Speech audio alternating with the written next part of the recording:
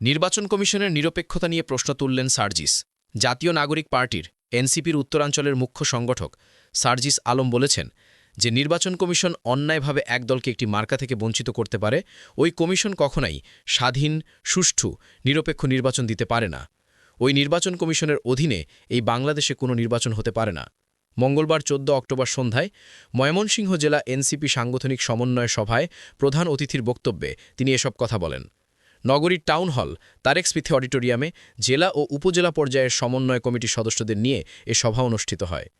সাংবাদিকদের এক প্রশ্নের জবাবে সার্জিস আলম বলেন, নির্বাচন কমিশন সচিবের কথা শুনে মনে হয়েছে শাপলা দেওয়ার ক্ষেত্রে আইনি কোনো সমস্যা থাকা না থাকা এগুলো তাদের কাছে কোনো বিষয় না। শাপলা দেবে কি দেবে না এটা তাদের মন মর্জির উপর নির্ভর করে।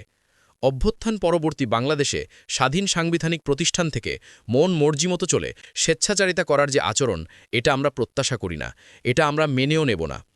তিনি বলেন, আমরা আমাদের জায়গা থেকে স্পষ্ট করি বলি, শুধু নির্বাচন কমিশন না, কোনো প্রতিষ্ঠান তাদের জায়গা থেকে স্বেচ্ছাচারিতা, বেআইনি এবং বৈষম্যমূলক আচরণ করতে পারে না।